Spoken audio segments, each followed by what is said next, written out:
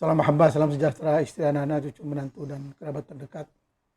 Mudah-mudahan semua dalam keadaan sehat. Kita teruskan ngobrol-ngobrol, bincang-bincang di sekitar sejarah, budaya, agama, dan sebagainya. Sebagai tanda kepedulian dan ingin berkongsi pengalaman, pengetahuan, serba sedikit, terutama di dalam keluarga. Hari ini kita coba lihat kepada tajuk yang cukup besar, yaitu cerita tentang An-Nusakh wal Warraqun. An-Nusakh wal Warraqun. Cerita para penulis, Nusakh, penulis, wal Warraqun, tukang menjual kertas. An-Nusakh, para penulis, Al-Warraqun, para penjual kertas.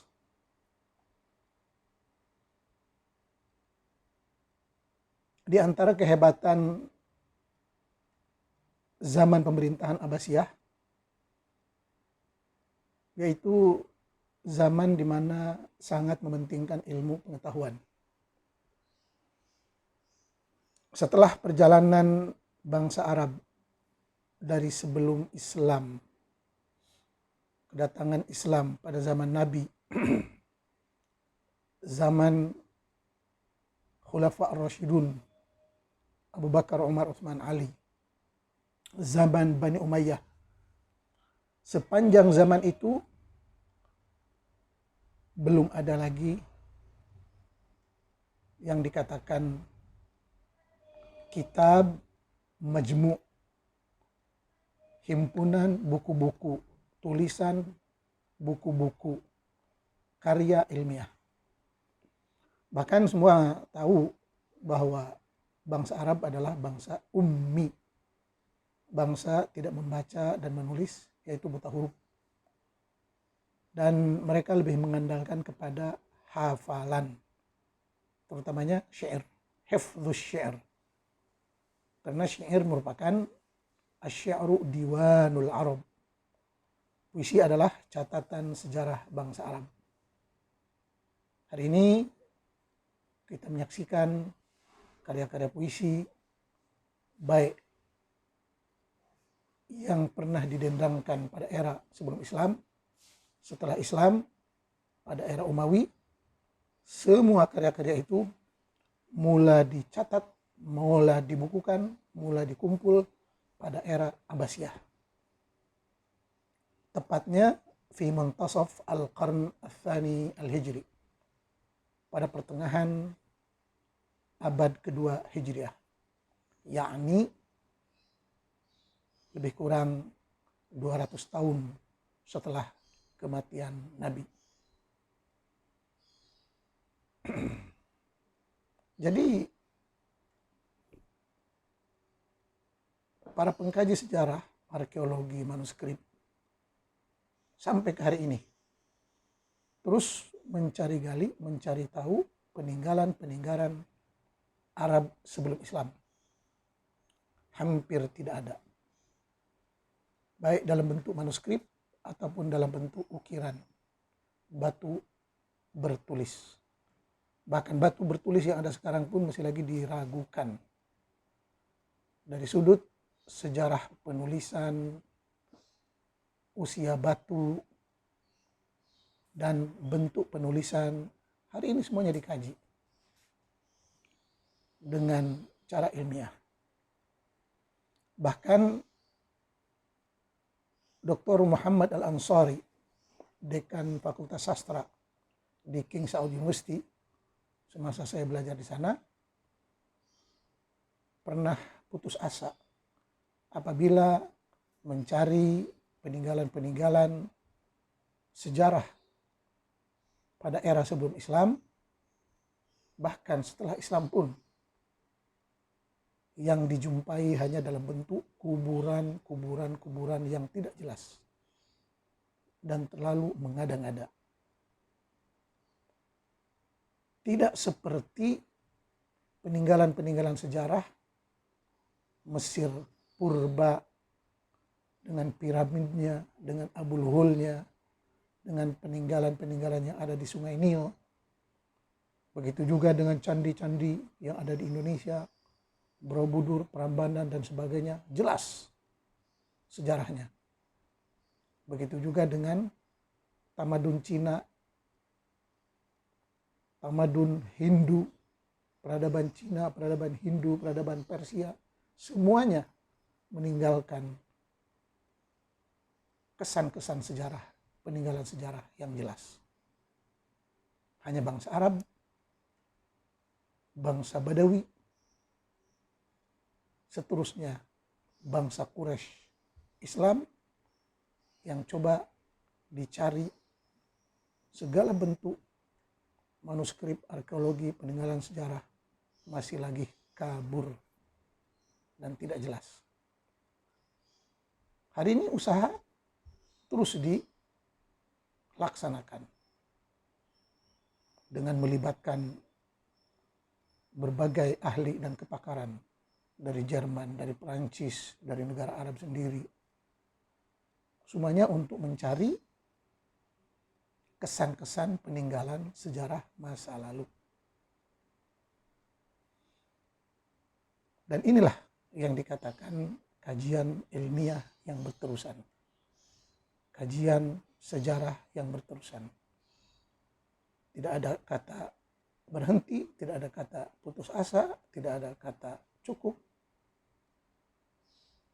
Selagi manusia terus berpikir, mengkaji, membaca, menggali, bagi mengenal jati diri bangsa yang asli. Jadi bangsa Arab adalah bangsa buta huruf. La naqra wa la naktub. Tidak menulis, tidak mengenal huruf, dan tidak membaca. Bahkan Quran sendiri ada menyebut huwallazi ba'atsa fil ummiyina rasulan min anfusihim. Huwallazi ba'atsa fil ummiyina rasulan min anfusihim. Ila akhir ayat. Jadi Allah mengutus kepada bangsa Arab Quraisy rasul dari kalangan mereka, dari kalangan Quraisy. Dan rasul ini sifatnya ummi. Tidak membaca, tidak menulis. Walaupun dalam bahasa Yahudi, ummi mempunyai arti lain, yaitu bangsa yang bukan Yahudi. Tapi kalau melihat kepada tafsir Arab, maksud ummi di sini jelas tidak menulis, tidak membaca. Jadi semua karya, puisi maupun prosa pada era sebelum Islam, pada era awal Islam, Khulafa ar-Rasyidin, dan era Umawi, mula dibukukan, dikumpulkan, ditulis semula pada zaman Abbasiyah. Pada zaman Ad-Daulah Al-Abbasiyah. Sudah tentu dalam tempo 200 tahun atau 100 tahun atau 80 tahun. Walaupun bangsa Arab terkenal dengan kekuatan memorizing, kekuatan menghafal. Tapi seperti yang kita lihat pada karya-karya puisi, banyak puisi yang bertukar nama, bertukar bait, bertukar rangkap, bertukar arti, dan sebagainya. Karena hafalan dari generasi dan generasi yang berubah-ubah. Dan itu wajar. Kata Siti Aisyah, hadis di Madinah 1 jengkal. Sampai ke Baghdad jadi 1 depa. Itu 1 hadis. Yang dulu maksudnya pendek, kecil, sampai ke kawasan lain menjadi berubah, mekar, dan begitulah seterusnya.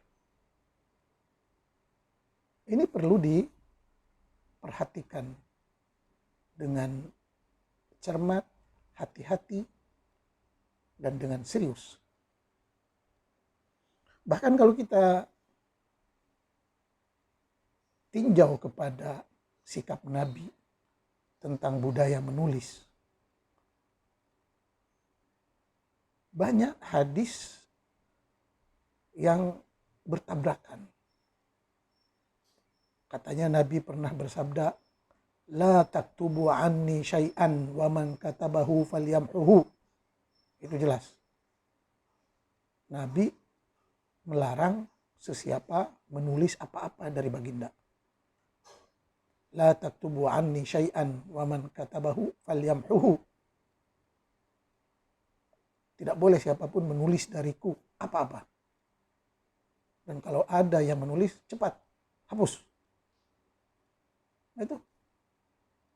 Baru ada juga hadis yang berbunyi, la taktubu anni syai'an ghairal Qur'an wa man katabahu falyamhuhu.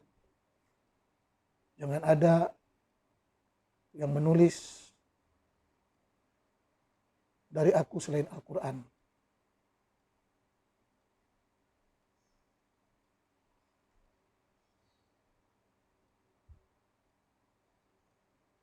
Jangan ada siapapun yang menulis dari Nabi selain Al-Quran. Tadi semua tak boleh menulis. Hadis pertama, Quran bukan Quran, jangan ditulis. Hadis kedua, boleh, hanya Quran.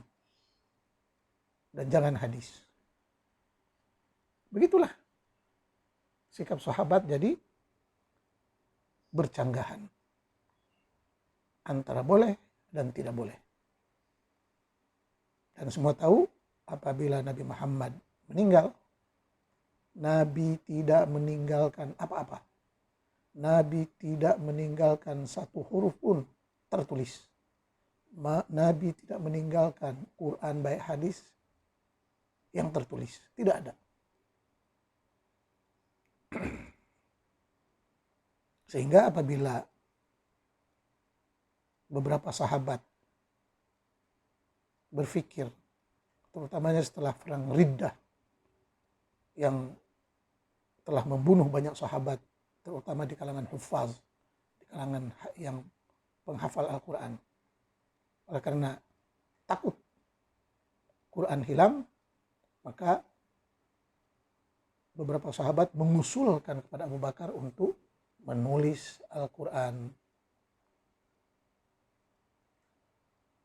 Oleh bagaimanapun, banyak sahabat yang tidak setuju. Sebab pengumpulan Al-Quran telah dilarang oleh Nabi. Penulisan Al-Quran telah dilarang oleh Nabi.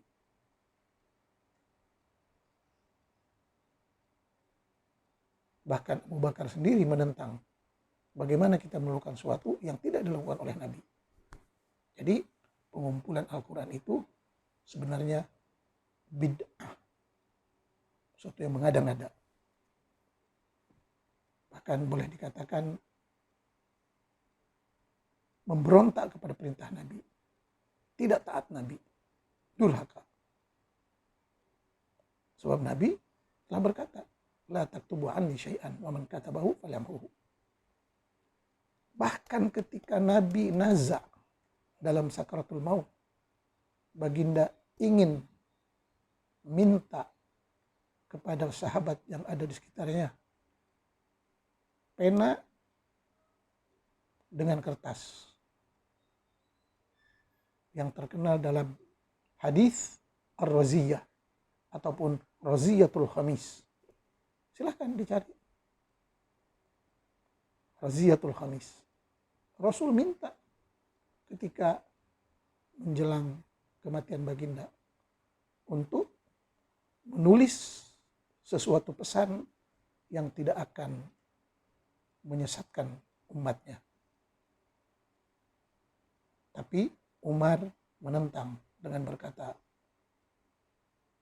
jangan, biarkan Rasul sedang muracau, Rasul sedang mengigau dalam keadaan sakratul maut. Dan kita lihat di sini kalau hadis itu betul, sikap Umar yang begitu berani mendurhaka kepada Rasulullah. Rasul ingin sesuatu untuk mencatat hal-hal penting sebelum kematiannya, malah dia menolak.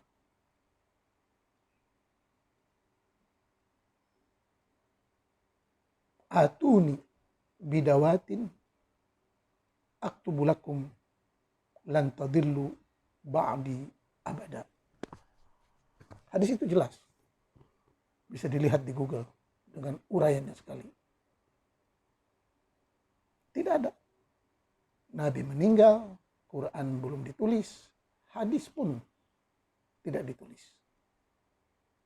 Dan sebenarnya kalau kita lihat, kalau kita renungkan, Quran dan hadis tidak ditulis itu seperti mana kehendak Nabi, seharusnya memang jangan ditulis.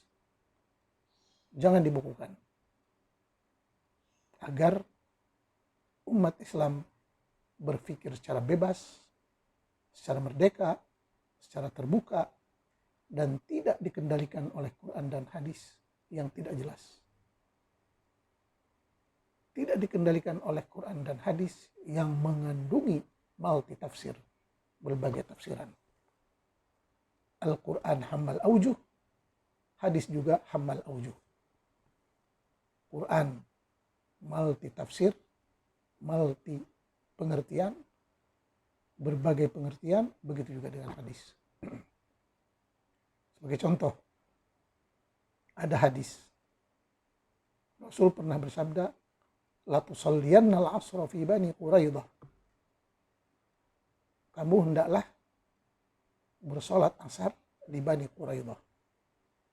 Sahabat pun ada 3 kelompok. Sahabat dalam memahami hadis ini berpecah kepada 3 kelompok. Ada yang sholat sebelum pergi ke Bani Quraidah, ada yang sholat dalam perjalanan ke Bani Quraidah, dan ada yang sholat selepas sampai di Bani Quraidah. Begitulah pemahaman manusia berbeda-beda. Dan ini yang kita nampak hari ini, umat Nabi Muhammad, kalau betul umat Nabi Muhammad telah berpecah kepada lebih dari 70 golongan. Lebih. Belum lagi dengan umat beragama. Kalau yang katanya umat Islam ada 2 miliar, sedangkan penduduk dunia ada 8 miliar, 6 miliar lagi Tuhannya lain-lain. Yang disembahnya lain-lain. Bahkan dalam Quran ada menyebut kepada kaum Nabi Isa dengan ayat waja'ilul ladzina tabauka fawqal ladzina kafaru ila yaumil qiyamah. Allah menjadikan pengikut Isa melebihi orang-orang kafir yang lainnya hingga ke hari kiamat. Berarti betul di situ. Umat Kristen melebihi umat yang lain. Disebut oleh Quran. Waja'ilul ladzina tabauka fawqal ladzina kafaru ila yaumil qiyamah. Justru yang tidak mengikut ajaran Isa disebut sebagai kafaru, orang kafir. Kemudian adalah tafsir-tafsir Sarafi yang mengatakan, tapi kan Nabi Isa itu Muslim. Terus gitu. Takwil, tafsir, tarqi, membuat apologetik, penafsiran-penafsiran untuk menyelamatkan akidah masing-masing. Padahal Quran jelas. Waja'ilul ladzina tabauka fawqal ladzina kafaru ila yaumil qiyamah. Disebut yang tidak mengikut Nabi Isa itu sebagai kafaru, orang yang kafir. Silahkan baca Quran itu.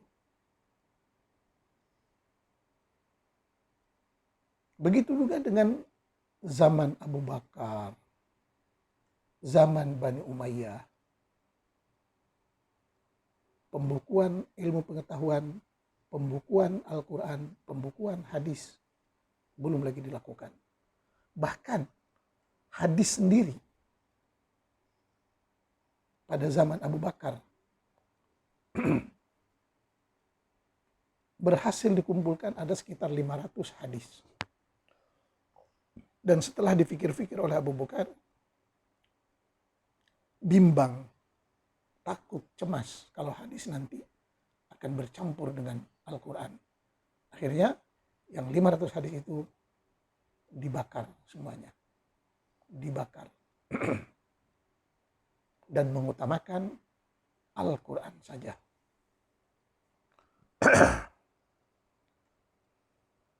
Yang anehnya pada era Imam Ahmad, pada zaman Imam Ahmad, hadis yang 500 yang dibakar tadi telah beranak menjadi alf-alf, sejuta hadis. Sejuta hadis. Itulah yang ada dalam Sahih Bukhari, Muslim, Abu Dawud, Tirmizi, dan lain-lain, yang mana kebanyakan ulama hadis itu sendiri berasal dari bangsa Parsi, India. India, Parsi, India. Bukan bangsa Arab. Bukan Quraisy, bukan Yaman. Semuanya bangsa Parsi, India. Dan hari ini menyaksikan orang-orang yang banyak hafal hadis di kalangan Iran, Parsi, India, Pakistan, Afghanistan, India. Itu.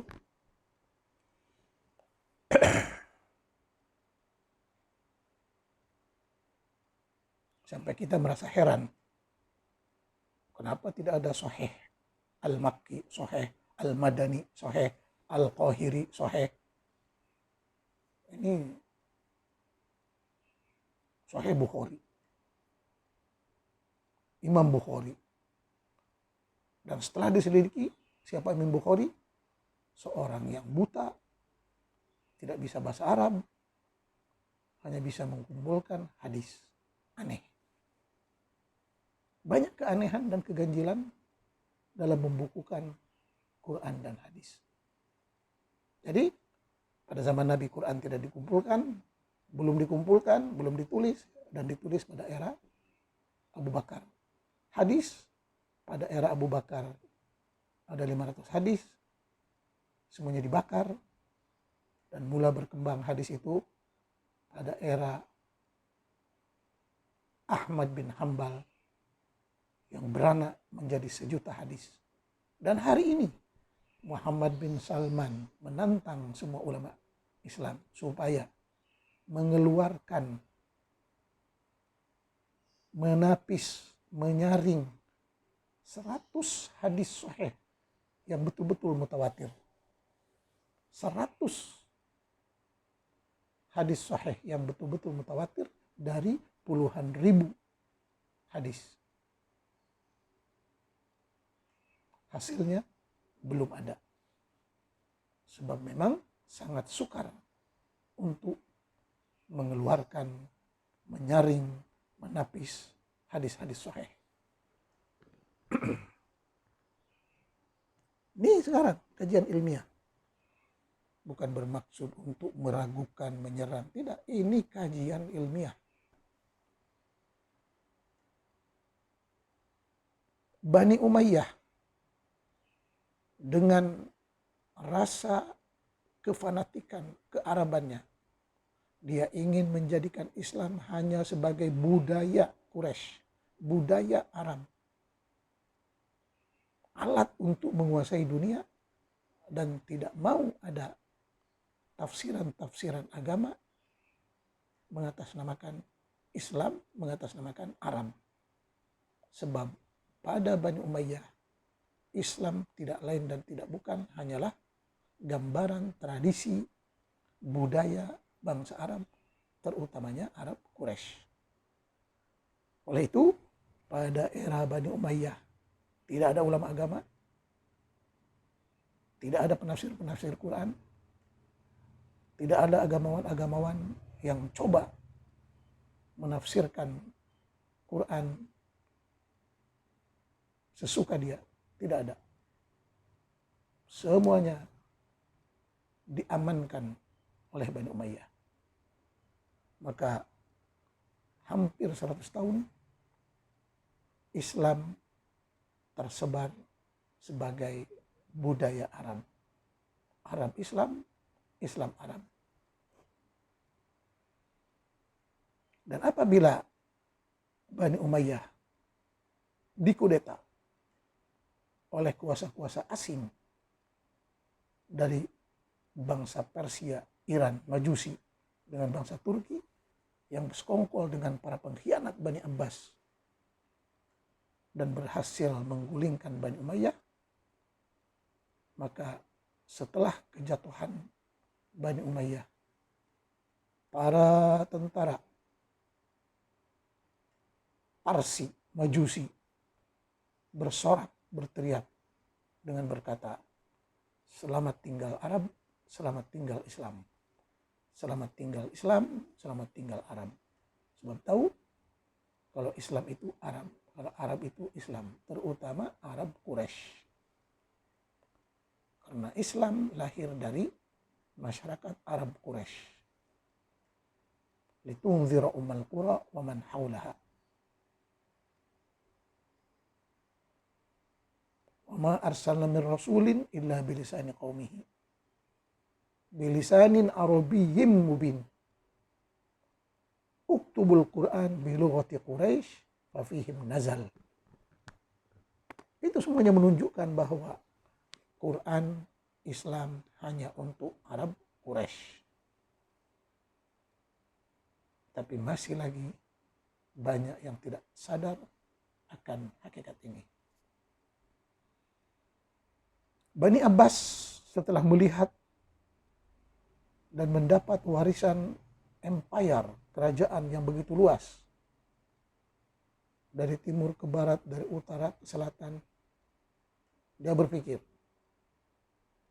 untuk kelangsungan hidup, untuk menyambung hidup, untuk bertahan lama kerajaan Bani Umayyah, Bani Abbas, untuk bertahan lama Bani Abbas. Bagaimana caranya? Tidak lain dan tidak bukan dengan cara pemindahan ilmu pengetahuan dari berbagai tamadun peradaban. Maka pada era Abu Ja'far al-Mansur dan Harun al-Rashid dan zaman al-Ma'mun mula digerakkan al-harakah al-ilmiyah, kegiatan ilmiah, antaranya terjemahan semua ilmu pengetahuan ke dalam bahasa Arab. Pada zaman Abbasiyah, ilmu-ilmu yang diambil dari bangsa Parsi, Cina, Turki, Hindu, Greece, Latin, Yunani, Fir'aun purba, dan lain-lain, semuanya ilmu pengetahuan yang ada pada mereka ditulis semula, diterjemahkan semula ke dalam bahasa Arab. Maka pada era Abbasiyah terkenal dengan zaman keemasan ilmu pengetahuan, hasil daripada gerakan terjemahan yang amat dahsyat. Dan khalifah-khalifah tadi, kata sejarah,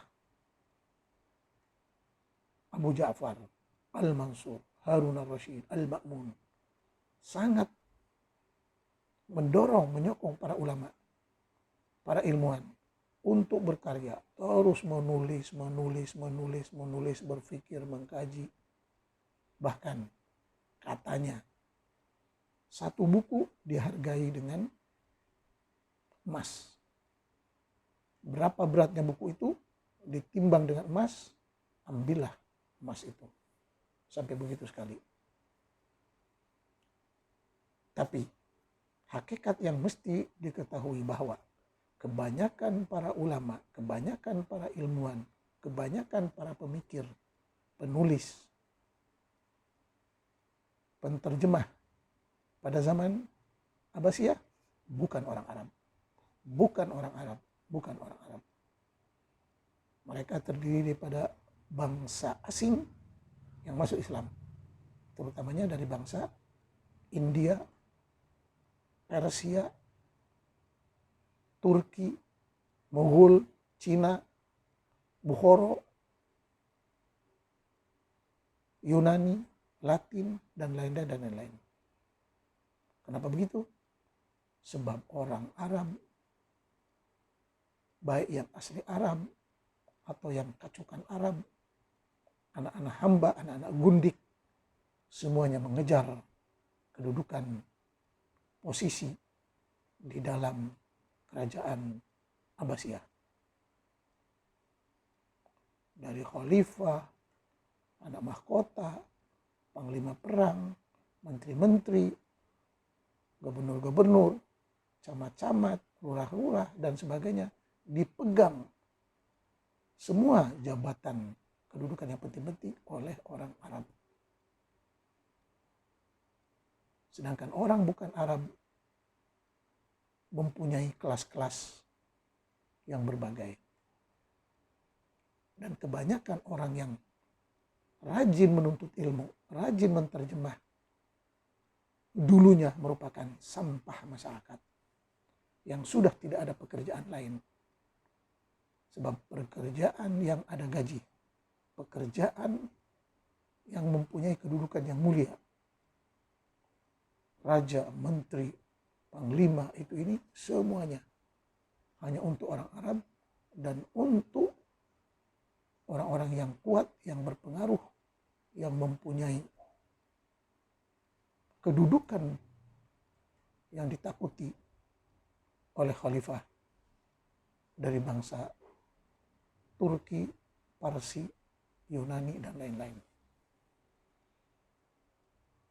Tapi para ulama yang kebanyakannya mereka dari kalangan orang-orang miskin, dan untuk bertahan hidup tidak ada cara lain hanya dengan menuntut ilmu, menterjemah, menjadi penjual kertas, menjadi kuli penulis. Disinilah munculnya istilah an-nusakh wal warraqun. Pada zaman Abbasiyah mula kertas ditemukan, jenis-jenis kertas dari kulit itu, kulit ini, kulit ini, kulit ini. Maka para penjual kertas dan para penulis, walaupun memang ada di kalangan mereka yang merupakan ulama atau setengah ulama ataupun hanya hobi menulis. Saya masih ingat di pesantren pada tahun 1975 masih ada kawan-kawan, dia tidak pandai bahasa Arab, dia tidak tahu bahasa Arab, tapi tulisan khatnya cantik. Dan kami untuk membeli buku mahal, jadi mengupah kepada kawan yang bisa menulis. Nah inilah yang dipanggil nusakh, nasikh nusakh.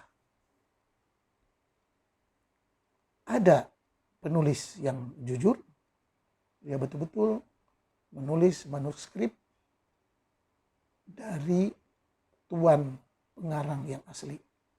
Tapi ada para penulis yang hanya kerja menulis, bahkan dia mencuri nama-nama, meminjam nama-nama, mencatut nama-nama tokoh-tokoh yang besar agar tulisan dia laku. Agar tulisan dia laku. Nah disinilah bahayanya.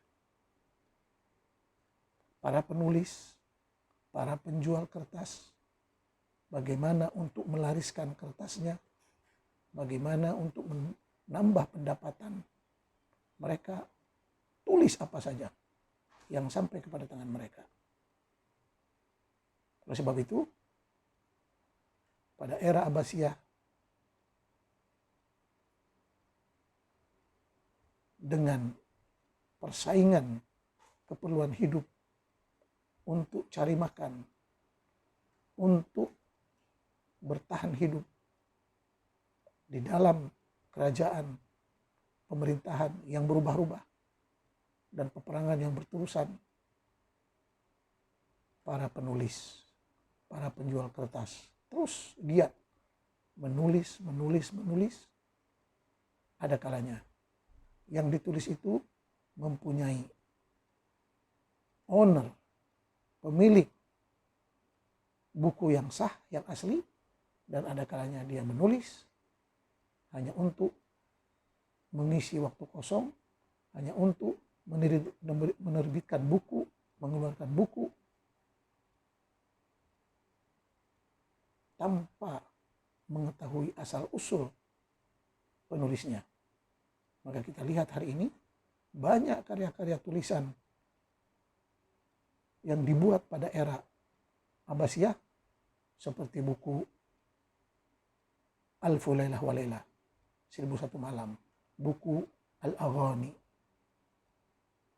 buku Masalikul Absar, buku Al-Amali, buku-buku sastra yang tebal-tebal, yang berjilid-jilid, bahkan puluhan jilid, ratusan jilid.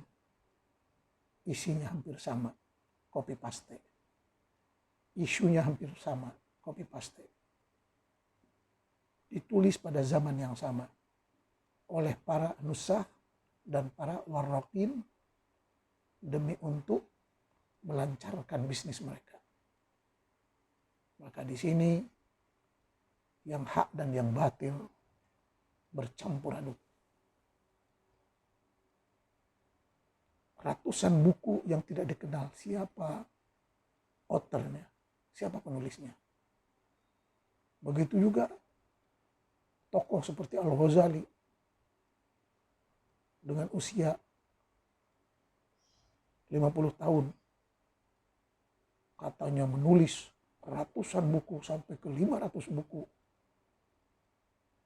Bahkan kalau kita kira usia Al-Ghazali dengan banyaknya karangan beliau sampai 500, siapa yang menulis? Bilakah dia beristirahat? Bilakah dia makan? Dan di sini ketahuan bahwa yang memperbanyak tulisan Al-Ghazali adalah para al-warraqin wan nusakh. Mereka mengambil kesempatan dari ketokohan Al-Ghazali dengan meminjam nama beliau dan meletakkannya kepada tulisan-tulisan karya-karya yang abal-abal, yang tidak jelas, dan yang bercampur aduk dengan penulis-penulis yang lain. Hari itu bukan ada percetakan, mesin percetakan, semuanya tulisan tangan. Nusakh itu dipanggil al-makhtutat. Hari ini ada kajian tersendiri di Rawsatul Makhtutat, kajian manuskrip. Dilihat jenis tulisan, jenis khat, berapa usia khat ini, semuanya dikaji. Adakah menggunakan khat Diwani, Kufi, Baghdadi, Nasakh, dan lain-lain. Dan setiap khat, setiap tulisan Arab mempunyai zaman yang tersendiri. Maka jangan main-main dengan kajian al-makhtutat. Jadi pada era Abbasiyah semuanya mula ditulis kembali di bawah tajuk Tarikh Tadwin al-Ulum al-Islamiyah. Tarikh Tadwin al-Ulum al-Islamiyah. sejarah penulisan semula ilmu-ilmu Islam. Jadi kita saksikan yang terlibat dalam penulisan karya-karya ilmiah bukan orang Arab. Bukan orang Arab. Bahkan ilmuwan-ilmuwan yang hebat-hebat seperti Ibnu Sina, Al-Farabi, Al-Khwarizmi, Al. Bukan orang Arab. Kebanyakannya orang Parsi, India yang masuk Islam. Jadi orang Islam tidak perlu berbangga, orang Arab tidak perlu berbangga dengan ilmuwan-ilmuwan yang sememangnya bukan orang Arab. Tapi mereka bangsa asing, bangsa Parsi, bangsa India, bangsa Bukhara yang masuk Islam. Kemudian untuk menyambung hidup karena tidak ada kerja lain, terpaksa dengan cara menulis, mengarang buku, meneliti, mengumpulkan hadis, mengumpulkan berita, mengumpulkan cerita, mengumpulkan dongeng. Itulah yang termaktub dalam buku-buku seperti Alfu Lailah wa Lailah, Kalilah wa Dimnah, Al-Adabus Saghir, Al-Adabul Kabir, Uyunul Akhbar, Al-Iqdul Farid, dan buku-buku adab, buku-buku sastra yang lainnya. Yang mana di dalamnya bercampur antara ilmu bahasa, sastra, filsafat, dongeng, hikayat, mitos, dan sebagainya, dan sebagainya, dan sebagainya. Maka peranan para nusakh dan al-warraqin pada era Abbasiyah ada baiknya, ada buruknya. Kebaikan mereka telah menulis ilmu-ilmu pengetahuan yang ada pada zaman itu. Tapi di antara keburukannya dan kelemahannya, mereka menulis, mengumpulkan secara asal-asalan, meminjam tokoh-tokoh yang terkenal, tidak menjelaskan sumber yang mereka tulis dari mana. Ide-ide yang berbentuk copy paste, plagiat,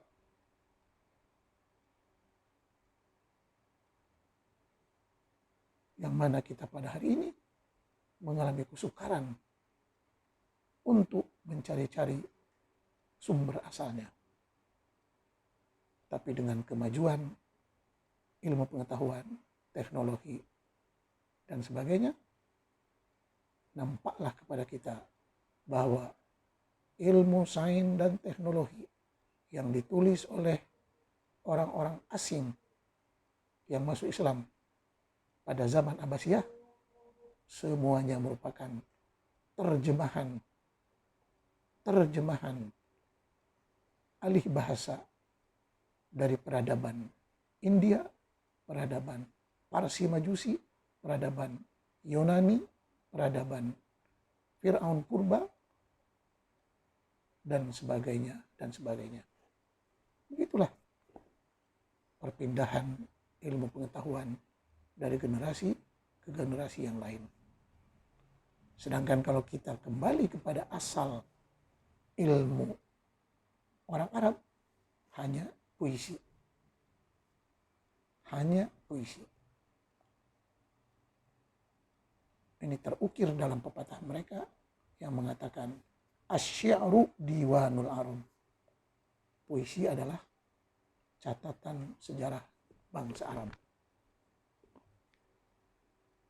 Maka hari ini banyak akademi-akademi penelitian yang mengkaji keaslian, kesahihan manuskrip-manuskrip klasik, termasuk manuskrip Al-Quran.